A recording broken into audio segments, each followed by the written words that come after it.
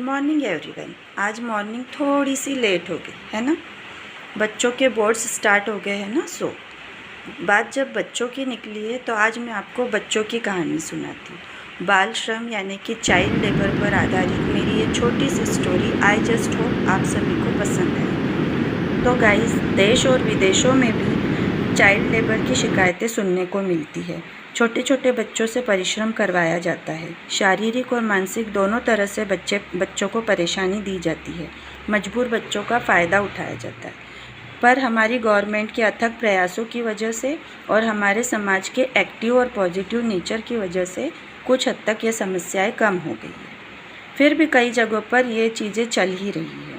आज भी हमारे समाज में डायरेक्ट या इनडायरेक्ट तरीके से छोटे और मजबूर बच्चों का फ़ायदा उठाया जाता है और कई जगहों पर ऐसी शिकायतें सुनने को मिलती है। तो ऐसे ही एक छोटी सी 8-10 साल की बच्ची गीता की ये कहानी है। गीता जब बहुत छोटी थी तो उसकी माँ का देहांत हो गया।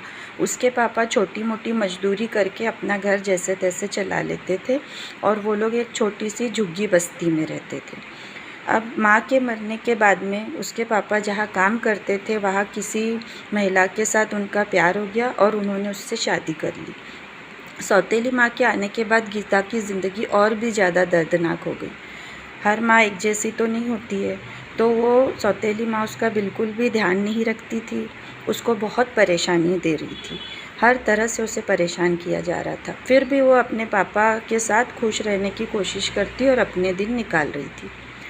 एक बार जब उसकी माँ भी मजदूरी करने गई थी तो पास ही के एक बिल्डिंग में एक परिवार रहता था। हस्बैंड वाइफ दोनों जॉब करते थे। तो उन्होंने बात में गीता की माँ से कह दिया कि मुझे एक छोटी सी बच्ची की ज़रूरत है अपने घर के कामों के लिए, क्योंकि हम दोनों जॉब करते हैं। गीता की माँ ने सोचा कि अच्छा है, वैसे भी वो घर पे पड़े रहती है, यहाँ काम करेगी, 4 पैसे कमाएगी और हमारा सहारा बनेगी।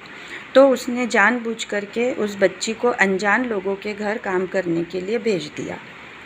शुरू में तो ये दोनों हस्बैंड वाइफ बहुत अच्छे से गीता का ध्यान रखते, दिखावा करते कि हम अच्छे लोग हैं और उस बच्ची से छोटे मोटे झाड़ू पोछा, थोड़े बहुत कपड़े धुलवाना, ऐसे काम करवा लेते। शुरू में तो सब ठीक था। धीरे धीरे समय बीतते गया और पता चला कि वो लोग जो काम करते हैं वो इनलीगल काम है और उन्होंने उस बच्ची का फ़ायदा उठाना शुरू कर दिया। उससे सारे काम करवाने लगे। जब वो घर से बाहर रहते तो छोटी सी बच्ची उनका खाना बनाती, उनके कपड़े धोती, उनके बर्तन मांजती, घर का सारा काम करती। और इतना ही नहीं, जब वो लोग आते तो उन्हें चाय नाश्ता ये सब भी देने का काम अब गीता का ही था। छोटी उम्र में उसके ऊपर सारा बर्डन आ गया था। वो अपने माता पिता को बताने भी नहीं जा सकती थी, क्योंकि उसकी सौतेली माँ ने इन लोगों को कह के रखा हुआ था कि उसे घर नहीं भेजना है, आप उसे रख लो। अब बेचारी बच्ची मजबूरी में अपना सब काम करती थी। कुछ समय बाद ऐसा भी हुआ कि जब उन दोनों हस्बैंड वाइफ की समझ में आया कि इस लड़की का ध्यान देने वाला कोई नहीं है, इसके माता पिता भी ध्यान नहीं देते हैं, तो उन्होंने उसका और भी फ़ायदा उठाना शुरू कर दिया। वो जानते थे कि इस मासूम बच्ची के तरफ कोई ध्यान नहीं देगा, इसको चेक नहीं किया जाएगा, तो वो लोग बच्ची के कपड़ों में, ड्रेसेस में, उसके थैले में ड्रग्स वगैरह रख के उसको जगह जगह भेजते थे। वो उन चीज़ों को वहाँ देने जाती और बदले में वहाँ से कुछ पैसे या कुछ लेके आती। धीरे धीरे उसको ये दोनों हस्बैंड वाइफ ने अपने इनलीगल काम में फंसा दिया। इतना ही नहीं, जहाँ पर वो बच्ची सामान देने जाती, कई जगहों पर पहले से बता दिया जाता कि इस बच्ची की मेंटल हेल्थ यानी कि मानसिक रूप से ये बीमार है। तो वो लोग सोचते कि मानसिक रूप से बीमार बच्ची थोड़ी ना किसी को कुछ बताएगी, तो वो लोग उसका कुछ गलत फ़ायदा भी उठाते थे।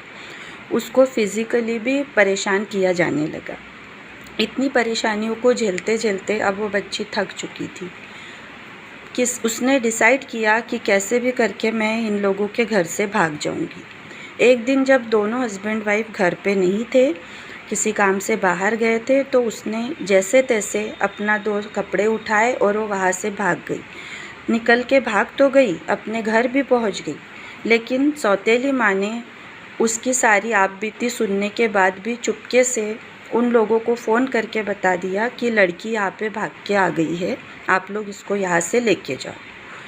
अब जब उन लोगों ने देख लिया कि इसकी सौतेली माँ, इसके पापा इस पर बिल्कुल ही ध्यान नहीं दे रहे, कुछ भी करके कुछ होना नहीं है और ये भाग के चली गई है, क्या पता हमारी कंप्लेंट कर दे, क्या पता पुलिस को कुछ बता दिया हो, इसके माता पिता ने कुछ बता दिया हो, तो उन्होंने डर के मारे चुपचाप से बच्ची को लेके गए और उसे और परेशान करने लगे। अब ये लोग घर में उसको बांध के जाते, लॉक करके जाते, इस तरह की हरकतें करने लगे। और उससे कहा गया कि जब तक हम वापस ना आए, हम लोग खाना ना खाए, तुम्हें खाना भी नहीं खाना है। बेचारी छोटी सी बच्ची उनका इंतज़ार करती, रात ज़्यादा हो जाने पर भूखे ही सो जाती। ऐसे उसकी दुख भरी ज़िंदगी चल रही थी।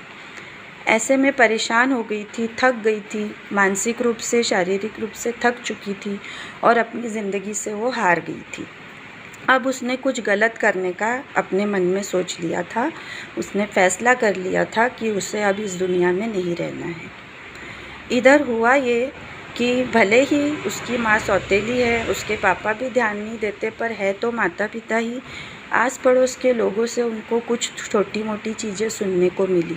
उन्हें पता चला कि शायद उनकी बच्ची बहुत ही ज़्यादा परेशान है। तो पिता ने सौतेली माँ को समझाने की कोशिश की कि चाहे जो भी हो, मेरी बेटी है, हम जितने भी गरीब हैं मजदूरी कर लेंगे, तुम चाहो तो बेटी से भी मजदूरी करवा लेंगे और अपना गुजारा कर लेंगे, उसे वापस ले आते हैं। तो दिखावे के लिए ही सही, डर के मारे ही सही कि कहीं कुछ हो गया बच्ची को तो मेरे पे आ जाएगी, ये सोच के ही सही सौतेली माँ इस बात को मान गई और उन्होंने उसे वापस लाने का डिसीजन ले लिया। पर कहते हैं ना, जो भी काम करो वक्त रहते करो। वक्त है, उसे समेट लो, उसे हाथ से थाम लो। अगर ये वक्त निकल गया तो फिर लौट के कभी नहीं आता। कुछ ऐसा ही इनके साथ भी हुआ। एक दिन दोनों हस्बैंड वाइफ घर पे नहीं थे, तब गीता वॉशरूम में गई। वॉशरूम में उसने चूहे मारने का लिक्विड देखा और उसने पूरा का पूरा लिक्विड पी लिया और वो नीचे गिर गई।